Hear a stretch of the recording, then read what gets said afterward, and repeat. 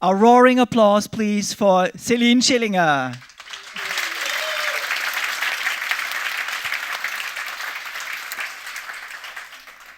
Thank you so much. Let me see. Yes, everything is ready. Super. I'm absolutely delighted to be here, and I'm here thanks to a conversation with Sasha. I thought you were super cool, and it was a great conversation, and something that didn't feel, corporate or transactional. And when you invited me to come here, I said, yeah. So I'm here to. I know we are supposed to lead towards trust, but I would suggest to unlead towards trust. And I'm going to tell you a little bit why and why I believe that unleading is important. But before that, I'd like to do a little reminder. And trigger warning: the next picture is not the person you may think of.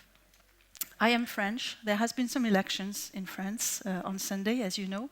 This guy, a 30-year-old,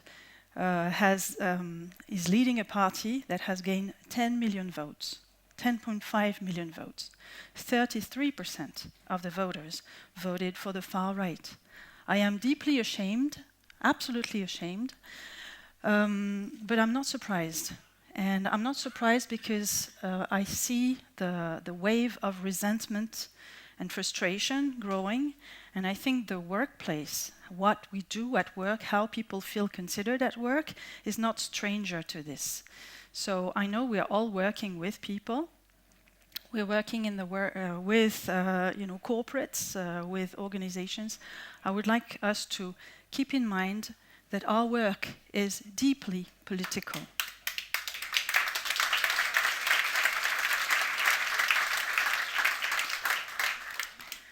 And if we keep maintaining structures that produce this, we are complicit. If we focus on business alone, on making great return on investment for shareholders to gain even more money, while disempowering people and while letting them feel like shit, this is not going to work in the long term, even in the short term, I'm afraid. The workplace is political. Diana spoke of power dynamics yesterday, and it's not just who has the power over whom, it's also who is feeling powerless and having no control over their work. So the workplace is political and leadership is political. And the more we perpetuate this old type of leadership that is completely obsolete, where we keep craving for strong leaders, the strong man or the strong woman who will solve our problems, and we stay here in the back seat, waiting for that, miraculous person to solve our problems on our behalf. This is a straight, autobahn to disaster, right? And we are driving there, eyes wide shut, at 200 kilometers per hour. And this is deeply saddening. So leadership is political, and our work, your work, as agile coaches, as corporate citizens, etc., is having an impact on this, right? So after this, this is something I've been aware myself for a long time, having worked in many different organizations for too long. I started working in Asia in small entrepreneurial companies for small firms for 10 years. And I was, I think, completely unaware at that time of the systemic aspect of business and leadership and corporates. I was just enjoying my time, enjoying the speed and the discoveries and exploration, and it was fantastic. And then I joined a global vaccine company in France and for a while in the USA. I stayed 17 years there, and there I discovered progressively the conservatism of large old corporates, and how people maintain those old systems without even realizing.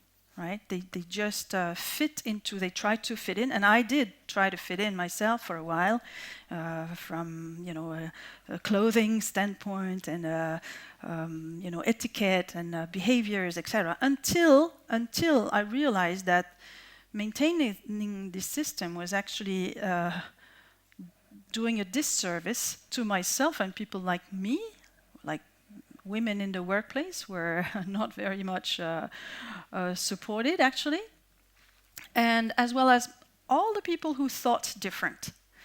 And that's when I started to actually, instead of trying to cut off my own wings, I tried to actually leverage my difference to inject difference and innovation in the workplace. And it hasn't been easy all the time. But this has led me to grow and learn and eventually launch my own company 6 years ago. So if you do the math, I've been around for a very long time. And this experience brought me to write this book, Dare to Unlead, in which I try to draw relational leadership strategies in a fragmented world. I find our world is extremely and more fragmented. We are all, shrinking in our little comfort bubble, the bubble of people who are like us, who think like us, who have the same social status, who live in the same neighborhood, who vote like us. And it's the same in the workplace. You have a growing distance between the shop floor and between senior leaders, and it looks like it's different worlds, really. Perceptions are completely different, and so on. Oh, I need my phone so that I don't lose track of the time. And so I wrote this book, which Sasha showed you. You've got one copy at the bookstore, and this is now when I present the structure of my speech. I thought you might appreciate a little structure. First, you're very lucky. You will have you will get to know the book in 5 minutes. So 300 pages or whatever or so in 5 minutes. This is my gift to you. And then I will come with real life examples. Seeing you yesterday, I have a confession to make. I did not prepare this until yesterday. That's being agile, But I actually wanted to see you and to feel the room before I create something, Would you be something like in the fluffy concept, leadership, collaboration thing, or would you like, hard stuff? I thought you might like hard stuff. So I will bring real-life examples, and then we will have a moment to reflect on a mini case, and then I will deep dive into this mini case, which is an ongoing project. So I sort of removed the name of the company in most of the slides, but you will guess it very easily, because I couldn't remove it from everywhere.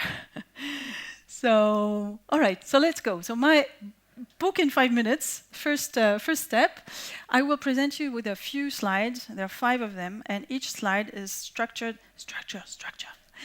Liberating structure. Structure is liberating. So these slides come with the same structure, with a problem statement on the top left, then a suggestion on the top right, then a definition, and then a question leading to action. Okay, so let's go. On leadership, the problem statement, in my opinion, is that leadership as a social process has become a very lucrative ideology. In my opinion, leadership is an ideology. It's something we fall into, and that is not serving us. It has turned into, but there's such a big industry behind that. Books and webinars and trainers and consultants and you name it, right? Schools. So it has turned into a very lucrative ideology with detrimental effects on us, on our planet, and our businesses and politics, as we know. My suggestion is to reconsider, to open up to new ways of leading, informed by living systems, enabled by digital, and powered by humans. And you will see through the examples what I'm talking about. There are 3 guiding stars that have been very precious to me and that I offer here to you as a possibility. Liberty. Liberty, more freedom, not less. More freedom at work. And this is linked to the notion of agency. I will define agency in the following slide. Equality. This is tied to connection, how our organizations connect internally. And community. This is, well, you could say fraternity. In my book, I actually used liberty, equality, and fraternity. Yeah, I thought, why not? Yeah, I'm French. I can do that. But I sometimes use community in my speech because fraternity doesn't work well with Americans. For them, it means something completely different. So community is around mobilization. And I will have actually 1 slide for each.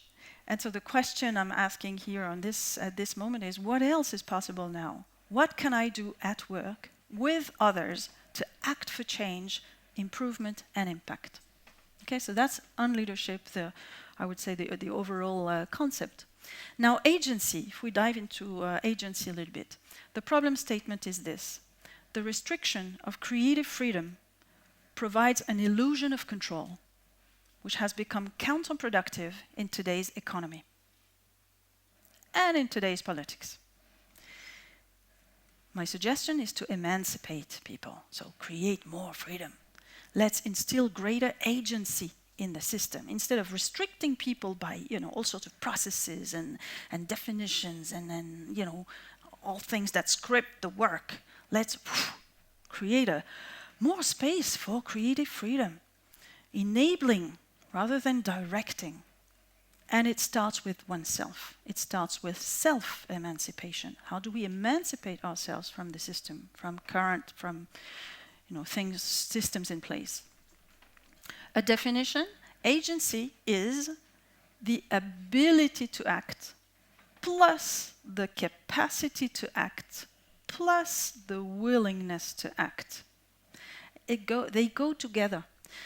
Ability is the competencies, the training, the education, whatever. The capacity is the support resource network, support network, etc. And the willingness is the desire to act. And many companies invest, for example, in the ability. They would provide training and all those kinds, but not in the capacity, not in the willingness. Right? Some people might be very willing to act, but lack the capacity or the support network.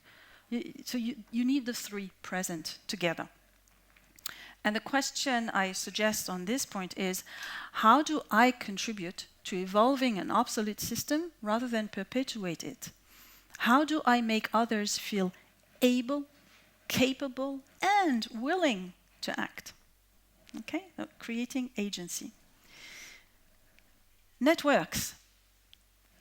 The problem statement here, in my opinion, is silos, cultural uniformity, and hierarchical patterns of domination and submission obstruct information flows that are vital to our businesses, to our organizations. So what should we do? Connect again. Let's relentlessly connect the system to its own diversity to increase its capacity to evolve. Today's work is knowledge work. What is knowledge work? It is the creative work we do in interaction. The interaction we have between people is not just, for the sake of, being nice to each other and creating a nice... The relationship is the work. It is the work. Because in our knowledge economies, the work is about making sense of issues and potential and creating solutions together. So work today necessarily needs relationship an exchange of information, negotiation, and compromise. Okay? So the question here is, how can I, or how can we, more broadly, use digital networks? How can we work more as a network, not just as a pyramid, as a department, etc., but more as a network? And community, so the third pillar of this, or this third avenue, or third guiding star, the problem statement here, in my opinion, is that contractual relationships, processes, team building, internal comms, all this is no longer enough to create cohesive, agile, and effective teams, if it has been in the past, but it is no longer, for sure. So what should we do? We should mobilize.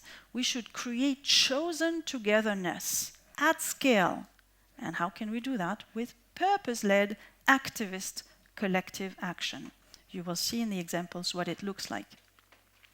A definition here of corporate activism. It's a notion I like to use. It's a new leadership strategy inspired by movements, by social movements. And I think organizations have a lot to learn from social movements in service of a performance objective. Okay, so it's not like a company will support whatever, cause externally. No, it's bringing in the dynamics of social movements internally in service of the organization's objective. So the question I suggest here is, how do I open up my work to community engagement? Any kind of work, even you're a financial manager, you're whatever in supply chain, you're any kind of work is open or has a possibility to open to community engagement, any of them. How can I support willful togetherness and belonging? The final slide for this bit is, you can lead like yesterday. It's a choice. Huh? You can do that. Lead like yesterday means that leadership is believed to be an individual skill set. It's something I can develop on my own. I can read books, I can attend courses, and I will develop my leadership. Okay? It typically rests on confidence and decisiveness. If somebody in a crowd is taller, speaks louder, has, this kind of attitude, we will think, oh, that person is a leader. And the others are crap, right? This is old kind of leadership. But it still works, unfortunately. It still attracts a lot of people. And even us, we get fooled by this kind of, attitudes. And this old-style leadership puts some people, the leaders, above the pack, the followers. You still have this leader-follower model that is still very, very prevalent. And what do the followers or the little people do? They rebel, they revolt against the elite or those perceived, Either they follow blindly because they have given up their capacity to think, because that's easy, or they revolt, or they do both. And so you can choose to lead like yesterday, it's a choice, or you can dare to unlead. And dare to unlead, in my perception, leadership is not an individual skill set. It's a collective capacity that grows from our ability to connect across our diversity. Leadership is something that grows from a group. It's not something you can individually develop on your own. And it emerges in our ecosystems from a dense, lively, and well-connected social fabric. This is what makes leadership happen.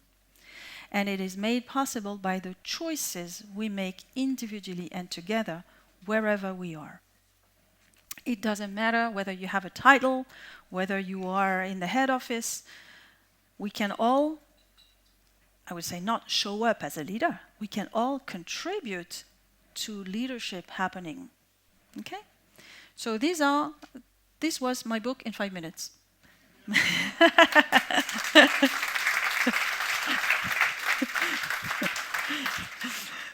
feel free to read it entirely, of course. There's plenty of stories. So a few real-life examples. Let's go at what it does in practice. I've got three examples. First one, launching a vaccine against a widespread disease. So imagine, you are a global pharma company. We are in 2012. You have been investing 20 years of research and development into a new vaccine, something that does not exist on the market. It's a real case, of course. 20 years of R&D. You have invested 1 billion euros. You've built a factory. You've conducted, huge, massive clinical trials, etc. You're ready to launch this vaccine. Okay. What is a typical product launch like? You promote your product. You own the strategy, the launch strategy in the channels. You persuade people to care, to buy. You specialize customer targeting in silos. So you have the lay public silo. Generally, you go through the media. You have the doctors, medical field silo. So here, generally, you go through scientific societies. You've got the public decision makers silo, governments and so on, so they can buy the vaccine. Here you go through typically your public affairs network. Okay, so you specialize your targets. You control the message, of course, and you speed up for fast return on investment. Okay, so that's a typical launch strategy. Promote, own, persuade, specialize, control, speed up. Those words relate to very much today's world, right? Today's capitalist world, which we think is the only solution to everything. It is not. Good news. What I did at that time was, instead of that, a partnership and tech-enabled people activist movement. What does it mean? It means you decenter from the product. Instead of centering on the product, you center on the cause. The cause is fighting this disease, right? Instead of creating your strategy and pushing it out to the world, you visualize social connections first. Here there was a big piece of work around listening to Twitter. At that time, Twitter was great. And understanding who connects with whom on Twitter, what is said about what, etc. 2012, huh? So that was pretty early. You join forces with unlikely partners, people who are companies that are not involved in, not even in pharma, but who might have an interest in fighting the disease as well. So by focusing on the cause, by decentering from the product, you create more possibilities to connect with a diversity of partners, and therefore to enlarge your own, scope of reflection, and therefore creating a possibility for more creativity. You hand over control. Over the alliance and its communication. That means, by design, you choose not to have control on this. Oof, that was a hard sell, I can tell you.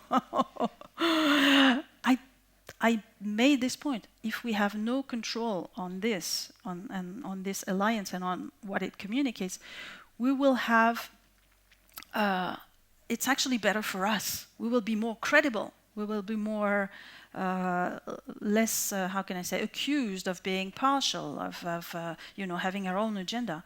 See, we have no control. We have an editorial board, and we're not even present in the editorial board of this alliance. And it's run by an NGO, and this NGO is independent. Whoa. Connect, and this thing was aimed at connecting and empowering activists across targets, whatever they are, lay public, medical, doctors, whatever. Connect them together so they co-create solutions. So that means it takes a kind of a humble approach towards your product. You need to realize that your product is not the sole, best, unique way to solve a problem. It is a part in an ecosystem of solutions. And if you activate this ecosystem, you have a better chance for your product to be accepted. You digitally enable all the activists with various social channels attached to a digital hub. You open up, instead of controlling the message, you open up to a conversation. Whoa, what a big change. And finally, you activate long-term mindset change. So you see on the left side, the left side, think of it as you push promotion towards passive targets, okay? On the right side, waiting for your picture to be taken, right? On the right side, you connect and activate a lively ecosystem. Very different, okay? Very different approach, 2012. Just to show you what it looks like, a few pictures, activists, movements, energy, etc., and lots of good things coming out of that. 250,000 followers in less than a year for this, all this social ecosystem.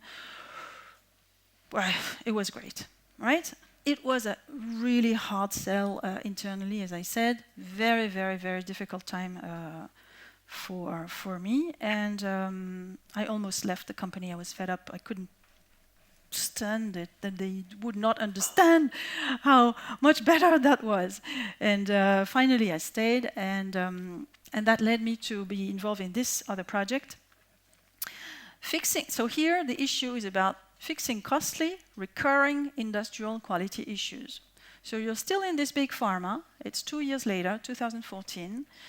You have had 20 years of industrial issues. Human errors all the time, late, lots and lots of problems, to the point that 1/6 of your production cannot be sold. Yes, talk about a problem. And it's not that the company was doing nothing. There was a lot of work. So the typical problem solving here in this case is you direct change through experts, through leaders, consultants. You teach employees to work well, to work better. You enforce the rules with rewards, with punishment. You codify processes and SOPs. You cascade comms and solutions from the top down. You reorganize, you recruit, you replace, you upgrade, maybe you hire agile coaches. You know, that's the kind of things you do, right? What I did instead was an activist employee movement for quality improvement. It's very different. Here, you understand that more of the same is useless. It's going to produce the same results. All the things on the left we've been doing for 20 years. You just change the type of experts. One time you have Six Sigma, and then you have Lean, and then you have whatever. But you just keep maintaining the same kind of mindset in which people at the top think they know better, and they will create solutions and deploy them to people at the bottom, right?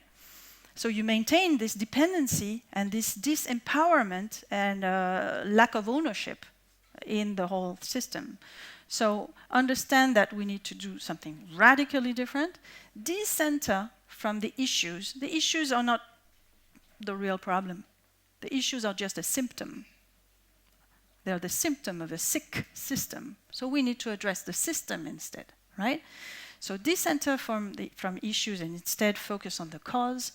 Invite volunteers. Oh my God, volunteers, not experts. Yes, that's actually better, much better.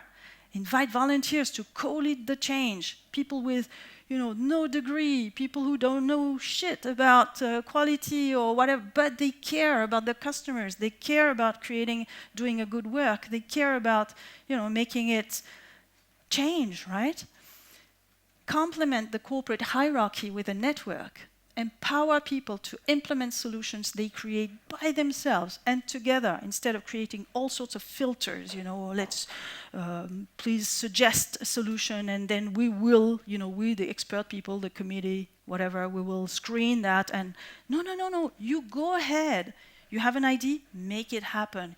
Do you need help? Ask us. It's a very different, type of interaction. connect people across countries and departments to co-create solutions, digitally enable them with an enterprise social network. At that time it was Yammer we used, that was really extremely beneficial, and nurture an activist mindset. When people believe they can and they create agency, the ability, the capacity, and the willingness to act.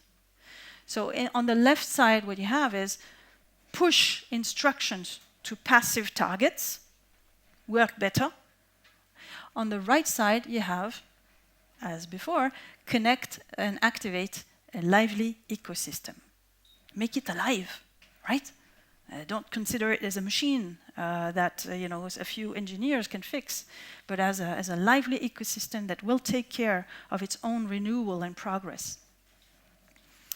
So this looks like this, right? People happy from all sides, and lots of progress, improvement, money saved, accidents down by 50% in all factories worldwide, production improved, and lots of awards and so on. Okay, that's a second case. The third one, implementing a new sales IT system. All right, so here you are, a global cargo airline. It's 2019. You need to implement this new sales IT, this new tech to stay competitive. And the sales team is very reluctant because actually this new technology will enable customers to book their shipment, their cargo online instead of calling the sales team, okay? For most of the standard cargo. And so the sales team is afraid that this is going to take their job, okay? So the typical adoption program in this case is you direct change through experts and leaders, you nominate champions and ambassadors, you teach employees to use the new tool, you force them through the change curve, you enforce rules with rewards and punishments, and you codify new processes and SOPs. And maybe you bring in a few agile coaches again, right? What I did instead, so you see again those words, direct, nominate, teach, force, enforce, codify. Very, very today's world, today's words, today or yesterday. So what I did instead was, you can imagine now, an activist employee movement for digital transformation. Yeah, my job is actually easy, I do the same all the time. And guess what? It works all the time. That's crazy, huh? So an activist movement for digital transformation. Well, same thing, no? Decenter from the tool itself. The tool is not the problem. Focus on the cause. Invite volunteers to co-lead the change. Same thing as before. Complement the corporate hierarchy. I don't think I changed this slide actually because it's exactly the same. Empower people, connect people, digitally enable them. Here it was not Yammer, it was Teams. We equipped those volunteers with Teams ahead of the rest of the company and nurture an activist mindset. So what you have here on the left is you push instruction to a not just passive, but a reluctant target, okay? Or reluctant targets, the sales force. On the other side, you invite the sales force to lead the digital transformation of the company with the leaders who need to accept that some non-experts will be on board and challenge them and form a team with them. So here you connect and activate a lively ecosystem.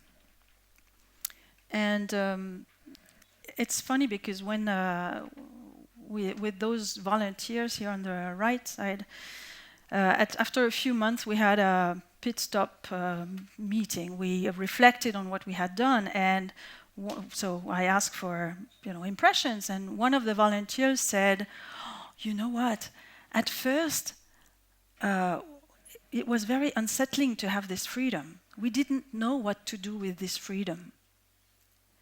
And then, he added, we understood we could use it to be creative. Yes, exactly. Yes, they were so unused to freedom that it was unsettling. Yeah? See how we have become, conditioned by this. So what this looks like is this kind of things, and people happy, and the new system was adopted globally 4 times faster, and it made a big difference for the company's competitiveness, and people were super happy, and some say it's the best ever project they've attended, they've participated in all their life. I mentioned the change curve. If you see that, that's a little warning, lazy change or lazy leadership warning. Okay, this curve, you don't have to push people through it. If people tell you in a training course or whatever, oh, this is the change curve, and people will all go through this. No. You don't have to make people desperate in chaos and sad and angry and distressed. And no, change can be super fun and interesting and empowering. And why go through this? This has been extracted from its original context and used by lazy consultants and lazy leaders, right? So, oh, people are sad. That's normal. No, it's not normal. Yeah, bad luck. No, it's not normal. If people are sad, it's because you haven't done your job, mate. Right? You haven't done your job. Right?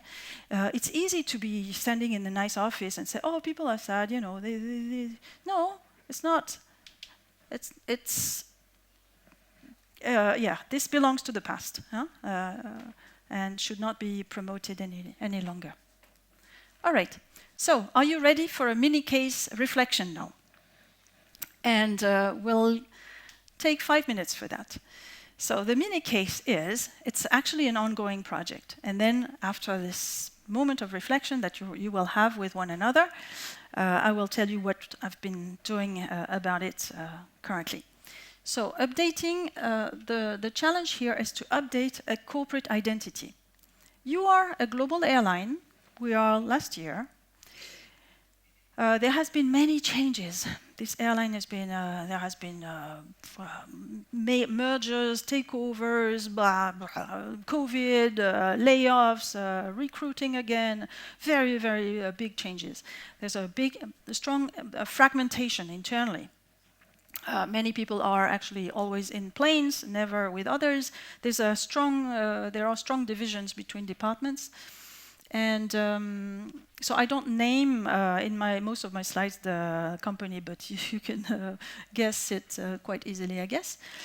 You are, because your mother company is now revamping its whole mission statement, vision statement, and so forth, you are prompted to basically do the same on your side and review your identity. Who are you? Who do you stand for? What do you care about? A typical corporate identity program is something like that. You craft a new identity among senior leaders and communication consultants or leadership consultant, whatever. You harness employees' input through focus groups. Okay. You cascade the new identity from the top down.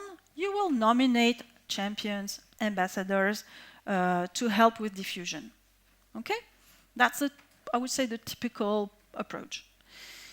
Now, what would you do, considering what you've heard? Let's take 5 minutes. You discuss with a neighbor, and or 2 neighbors, whatever, how you want to do it, and then we'll get to what I'm actually doing about this. Okay? So 5 minutes. All right.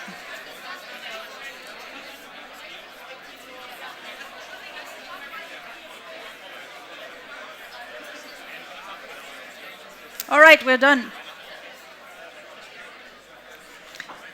All right, I hope you came with good ideas, I'm sure. I would love to get those ideas, but I'll give you first an audio hint of what I have suggested to do in this case.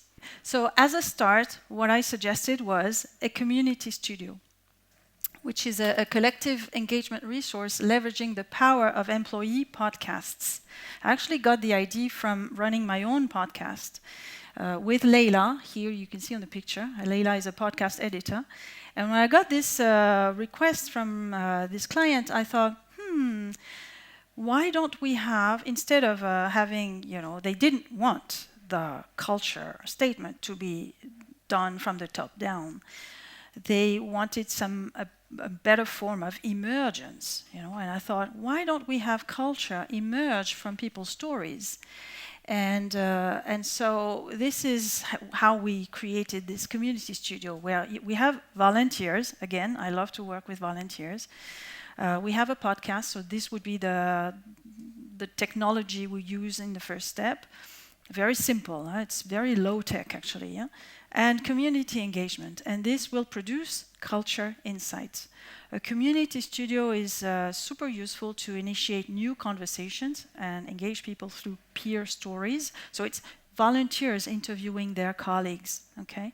And certainly not the senior leaders. They already have so many channels available. We want to interview people like us, people from within the organization.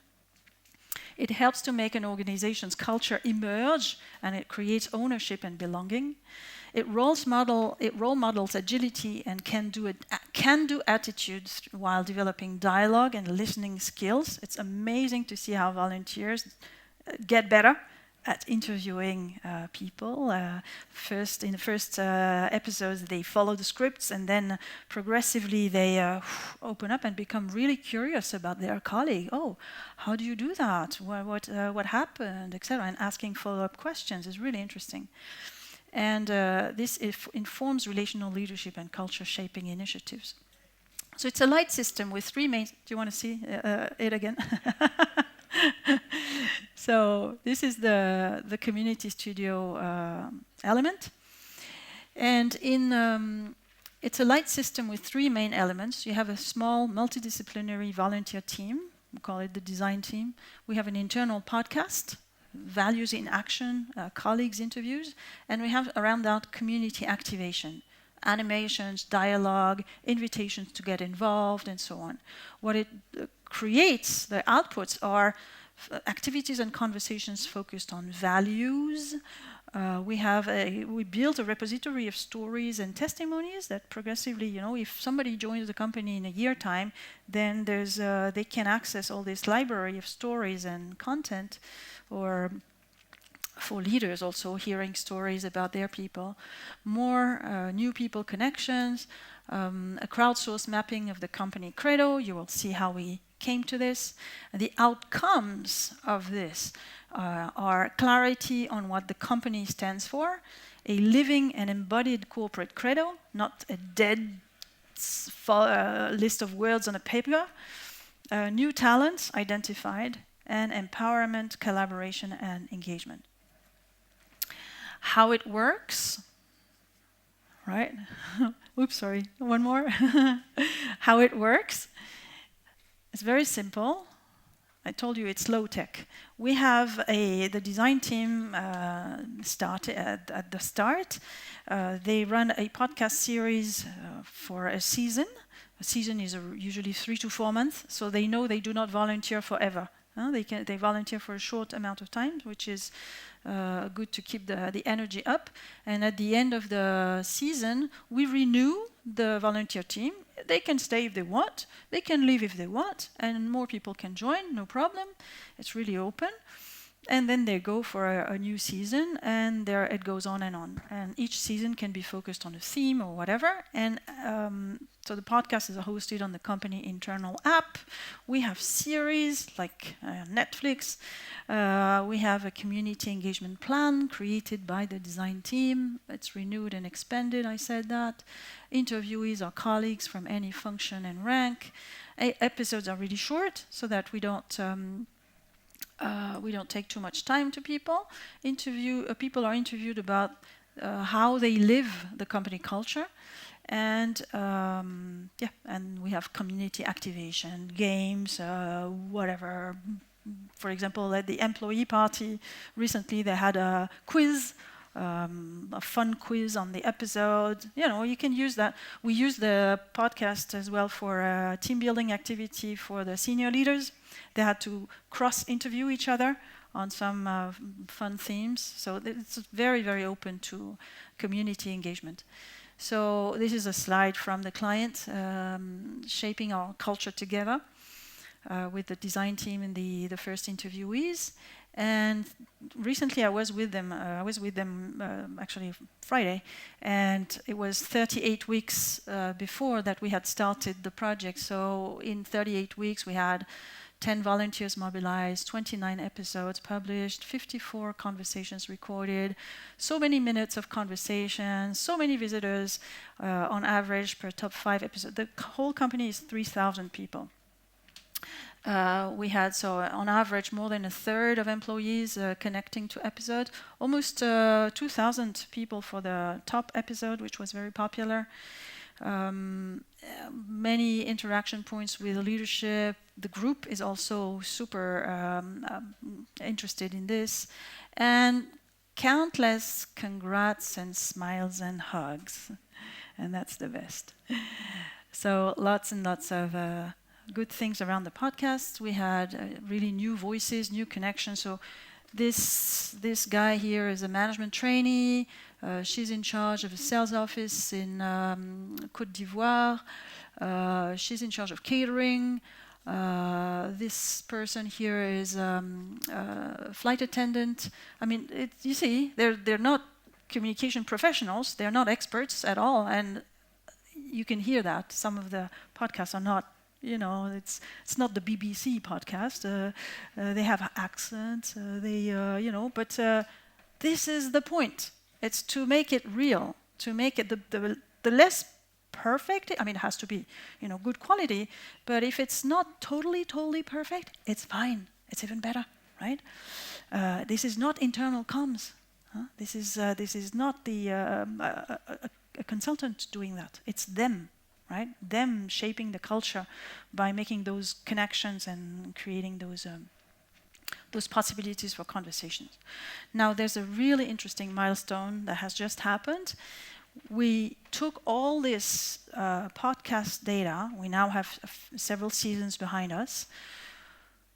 We took all the words that were expressed to define the company that they would like, that they perceive today, the culture as perceived today, and the culture they would like to see tomorrow. We've expanded the data set by creating an open survey, which was responded by many people. And so with that, we have something called network activation. We bring the culture insights, we create data visualization. I'm going to show you what it looks like, and we form from that sense-making that enables then the company to activate networks. And we also use some AI models in a way that I'm going to show you. So here is some of the visualizations that we have created.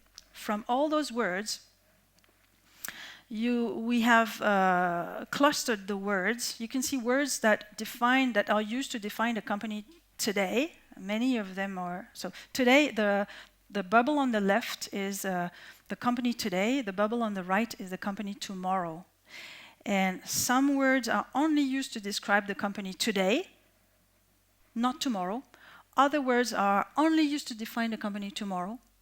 And some words are used to define both the company today and tomorrow. Today and tomorrow means what the company should bring forward into the future. Okay? These are clusters we visualized around some of the most important emerging themes out of those words, and we color-coded the words by sentiment. You have positive sentiment, negative sentiment, and ambiguous sentiment, and we were able to analyze that per demographics. So you can see what's common across age groups, across job types. You can see cabin, HQ and support, cockpit, for example. And the colors don't show well here on this screen, but you can see the positive words that those people have in common, the negative words or perception that they have in common as well, and what is different, what is specific. For example, what does cockpit say that is very specific to them, that no one else is saying? You have also some analysis per longevity in the company. Also interesting to see what's specific or what's common across longevity. Also by management, whether people have specific perceptions if they are in management roles or not. And these are perceptions for the company tomorrow. So obviously they are all positive. You don't hope for anything negative in the future. But with this, we're able to do the same kind of clusterization and analysis. So this kind of visualization has been extremely useful to produce insights for senior leadership, which met on Friday. So we had insights around what unites, what are the key emerging themes, how the future culture can be informed, what sets apart, what is different across job types, age groups, whatever, where they're coming and where they should go, what are the key themes, key destinations they should work on. We played with the destination theme, thinking they should open destinations, and we had them reflect on this kind of questions, tensions. For example, how can we balance nurturing a diverse and inclusive workplace with maintaining unity and cohesion within our organization? Okay? Or how can we maintain a family feel in our company while adopting the consistency and standards needed to ensure our sustainability? We identified 4 of these tensions it's really useful to present issues or opportunities as tensions, because this is with this you help the client move into the world of complexity and have them realize that there's no right or wrong, there's no one solution clear cut and from now on we do this, and no, you have to manage the two. Unity, everybody's different. We've had quite a number of critical comments against diversity. Interesting. But yeah, we have to manage diversity, respect for everybody's individuality and so on, and at the same time create collective and cohesion. And from those discussions, I said we used AI. We used 3 different AI models. So we've integrated all the words, the clusters, the perceptions, the etc. And with this, we've created several potential manifestos. So a declaration of intent, a manifesto that says who the company is and what it wants to be. We had a quality check against a number of things, and that enabled us to generate a preliminary draft on which the leadership worked. So the preliminary draft was something like this. So you see the emergence? That's from all the podcasts, the conversations, the surveys, etc. We bring all these words, we analyze them, we visualize them, we cluster them, etc. And then we issue this, right? And this was a text. So we are X Airlines, we are a team, blah, blah, blah. We do this, we do that. And this was offered as a base for work, and the leaders gave all sorts of input, and we've again used our AI models to integrate those input into the draft manifesto, which is now updated. It's not final. I hope it will stay draft as long as possible, so that employees can, really, authentically, genuinely, honestly, be invited to make a contribution. It's not like a fake draft. It's really a draft. So this is a draft that they now have to work upon, to create conversations with employees upon, and so on. And so the journey continues. This is what we are doing right now. I only have 2 minutes, I think, to conclude, so I will just go through this super quickly. I think you get it, the difference between change management way and typical change management way and change ownership way. Beware, a change community only, communities that don't matter don't exist. You cannot create communities for everything. You have to give it a thought. It has to be deep and meaningful and important for people. It has been a path so far, not an easy path all the time. I very often have felt like the little frog in the crocodile month.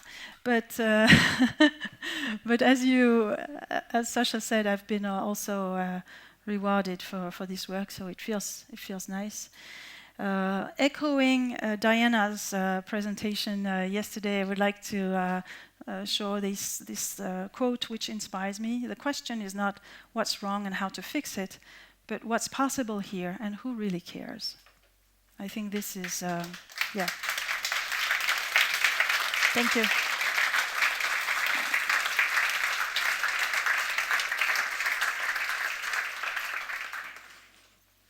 Thank you so much. Actually, you know what? I have a few. I think a couple more slides, but I don't have time, and I'd love to spend more time answering 1 or 2 questions before I leave. This is more important. Okay? All right.